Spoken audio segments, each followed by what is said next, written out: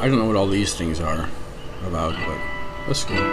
Anyway, welcome back to Monster Loves You.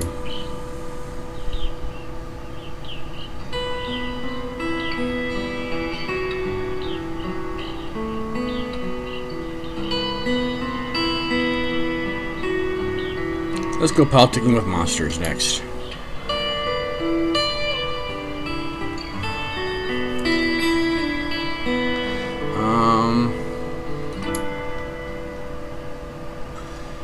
Brisk Tree comes to you, flapping her winglets and clenching her claws. Mooseby Moro is looking for me. I overslept. I missed the hairy hare hunt. What's so bad about that? I was on the list for the hunt, says Bliss Tree, and those hairy hares are really fast. We have to collect enough to get of their feet every year, so Omentown has good luck. Ask her how many feet the hunt brought back with her. She yells, "None. I was supposed to watch from above and show the other hunters where the hares were hiding." Bad luck for everyone then, except the hares. Bliss Tree flutters her winglets again, especially for me. Mooseby's going to print a story about how I ruined everything for everyone. Okay. Bliss Tree comes to you, flapping her winglets and clenching. Suddenly leaps to the top of the garage and spreads her winglets and glides away. Just then, Mooseby Moro rolls into the important square, pen in pen grasping her tin claws. Did you see Brisk Tree come through here? I want to make sure everyone knows the truth.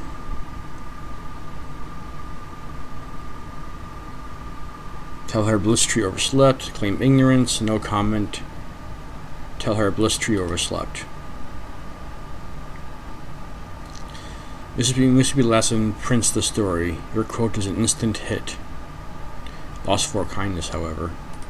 Gain respect. Some of the others calling Blitztree, at least no one missed the next Harry Hunt right. Let's go explore the wait list.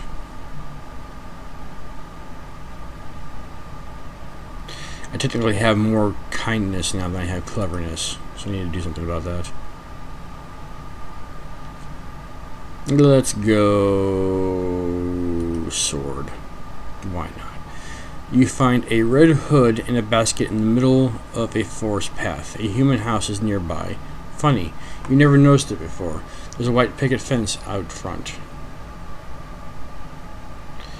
Creepy, stay away. Circle the pretty little house. There's a great deal of blood in the yard, along with a half-dead wolf coughing weakly. Ask the wolf what happened. Woodcutters, friend. You can't trust them. Beware their axes, even worse than knives.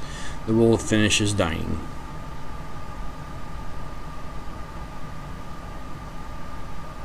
Bow your head in respect. You're not sure if you're respecting the human capacity for killing, or the wolf's perfectly timed last words, but before you can come to a decision, you've grown bored. Take and eat the wolf carcass. You haul the strangely heavy carcass back home. Another points out a sewn-up gash down the wolf's belly. It says, "Good work."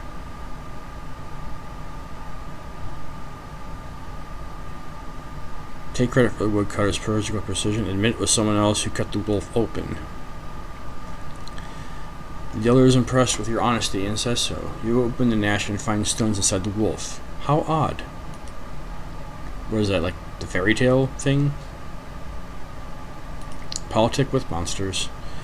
Let's do a snake. The snake moon is rising in the sky. It's time to gather snakes for the ritual. Yeah, I need to ask about what the snake moon is. Sometimes the full moon has shadows on it, and that's got to mean something. Monsters celebrate these shadows with snake soup. Okay. Other monsters will bring plenty of snakes. They stay home and let them do all the work. Set out to gather snakes. We'll set out and gather snakes. You wander the fields near the way mist. It's easy to catch snakes, but every time you reach for another one, some of them squirm out of your grasp. Most of your snakes are getting away. Let's keep catching them alive, I think. Or not. Either kill the snakes or keep catching them alive. Keep catching them alive, I guess.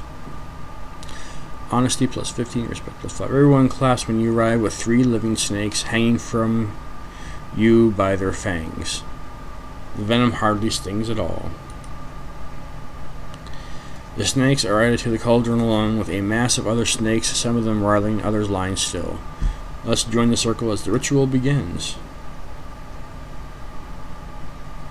Explore the way mist. We did that one. Let's do this one. A flock of geese are on the square. No honk. One can talk honk above the din. Honk. Nash Nash screams. Last one to drive them away is the loser. And she's on that human scooter she found. It's like honk. Hunt down a cool secret weapon of your own. The stick is mightier than the wheel. Sabotage Nash Nash. Grab the scooter for yourself.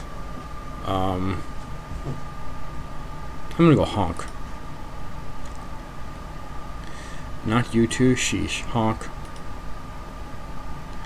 If lucky, so I guess that isn't.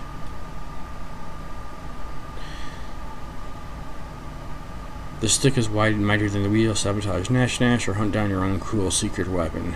I'll hunt down my own cool secret weapon. You run to Hamrag's hovel and steal or borrow the fox pelt he uses as a doormat. Oh, okay. Plunking it on your head, you run toward the geese, growling and yelping. These geese swarm you. Uh-oh. You can think of 2 good options. Think fast, out-honk the geese. Fury and Fury Night attack. Let's think fast.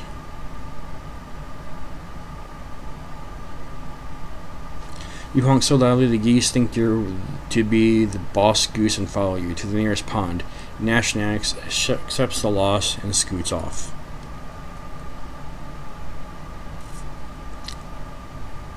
Cool. You shall now explore the way mist. I did that one. Let's do this one. You come across a scene of hundreds of frogs, all gathered on a stream bank. They're ribbiting back and forth in what is clearly a debate of some kind, watched by a stork. What are they arguing over? Half of the frogs surround a log as though it is their leader. The other half are huddled at the feet of a somewhat bemused stork. What do frogs think of monsters? Frogs are afraid of anything bigger than them, which includes every monster ever, and every monster includes you. The Fraidy Frogs. Now we can eat the stork, wait and listen, or talk to them. Let's wait and listen. Try as you might, you can't translate their cries into anything intelligible, but they do start jumping up and down on the log. We shall watch further. The stork takes a long step and impales 3 frogs on its beak. It throws its head back, tossing the frogs into the air, and snatches them up. As the other frogs flee the bird, devour several more of the slowest. Might as well eat the stork then.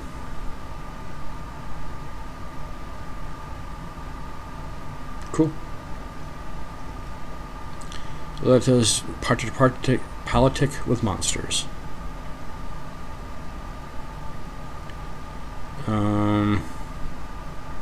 Let's do this one. You sit with Nash Nash and Globclaw on a tattered red blanket, eating cookies and talking about artifacts. What are artifacts? Artifacts are human-made objects. Many monsters collect them. All the garbage cans in Omen were collected from one human bus stop. Some artifacts are interesting, some can be dangerous. Okay. But let me continue with the discussion. Loud claw size. I really like artifacts. I want a nice big collection, but it never seems like I can never blah. But it seems like I can never find any good ones. You and Nash exchange glances. Glance. Nash runs her claw along the handlebars of her scooter. You both know some good spots.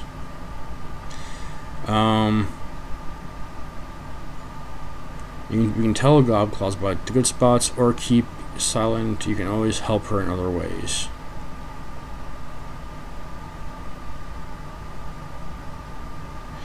Let's tell Gobclaws about the good spots. As you open your mouth but gasp as hard as Nash kicks you hard.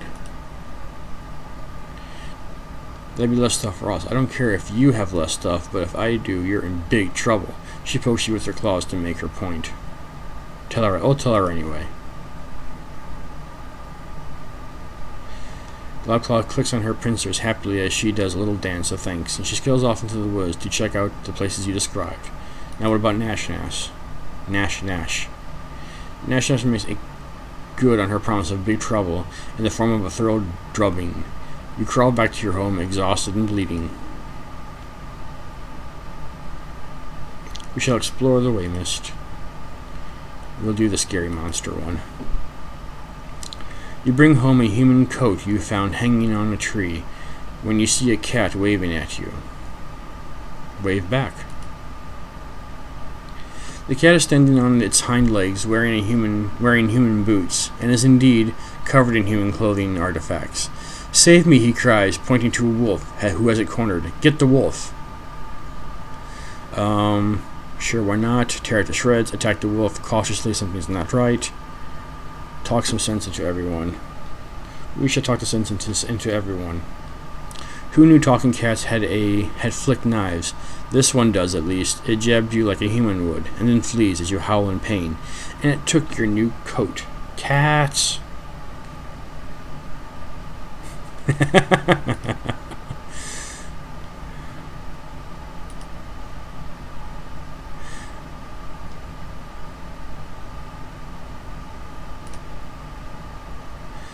Let's see. Let's do the puzzled monster. The Loudclaw shows off a human doll she found in the last hunt. A crowd of elders and other monsters gathered around you, chattering excitedly. She asks if you think it might be good to show the doll to some of the monsterlings. Let them see a human-shaped thing without actually seeing a real human, educational. We can do absolutely or probably not. We shall do absolutely because Loudclaws can see that you're bringing some science here as she hangs on your words, as does the rest of the crowds. Humans are so cuddly and cute. They should know what a human looks like so they don't freeze the first time they see a real one. Let's say humans are so cuddly and cute. Humans are so cuddly and cute. Loudclaws nods to you, then turns back to the real conversation with the monsters who aren't being quite so silly. Okay. Let's explore the Waymist. Let's handle the paw print. You and Nash encounter the Proud Bear. This is an honor and a problem. The Proud Bear has killed monsters, something rare in the animal kingdom. He stares at you.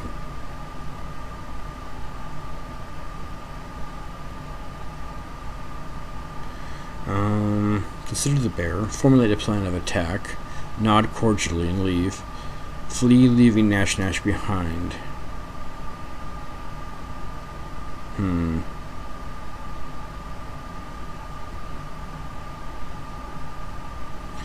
Proud Bear has killed monsters, something rare in the animal kingdom. Nod cordially and leave. The bear doesn't move, you go back to where you came. Politic with monsters. Let's do the pointed one next. You show your newest collection of human artifacts to your neighbors. They seem suitably impressed and listen in. The truth is, you just found them in the woods, but everyone seems so interested. It would be a shame to let them down. Monsters do love a story, so you could, stretch the truth. You tell a lie, tell them you tricked a human. Just a little lie to keep things interesting. Tell the straight truth. By the time you're halfway done with the tale, your peaceful walk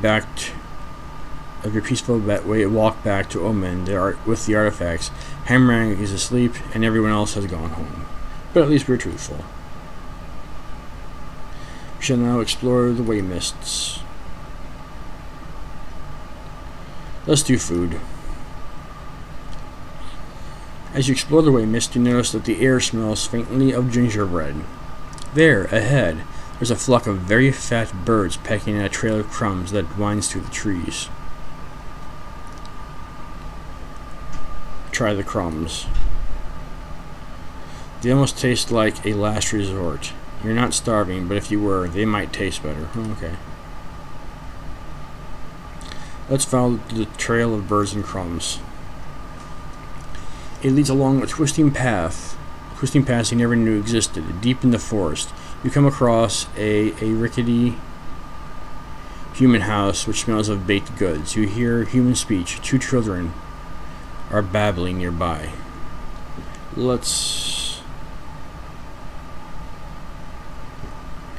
You can eat one of the children. We'll never get a chance like this again. Humans are pretty dangerous. Leave it alone.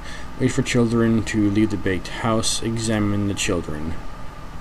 The human children look tired and very thin, but their bellies bulge as though they've been eating a huge meal. They're so weak that you don't fear for your life being so close. Let's wait for the children to leave the baked house. Smoke begins to pour from the windows of the house. The children flee deeper into the forest, laughing. As the flames rise to engulf the whole house, you hear an adult human screaming inside.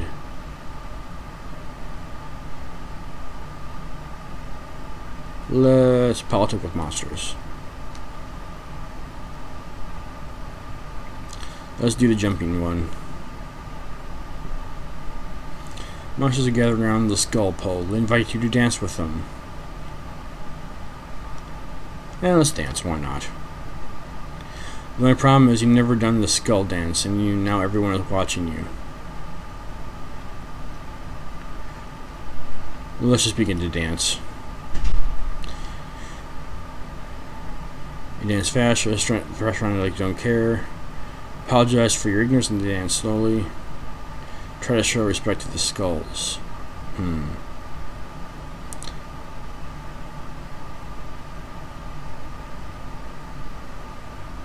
Show some respect to the skull. Apologize for your ignorance and dance slowly. Show respect to the skulls. Why not? You dance slowly and somberly, not quite sure what to do, but you're doing it with dignity. When you finish, all the monsters howl with approval. Okay.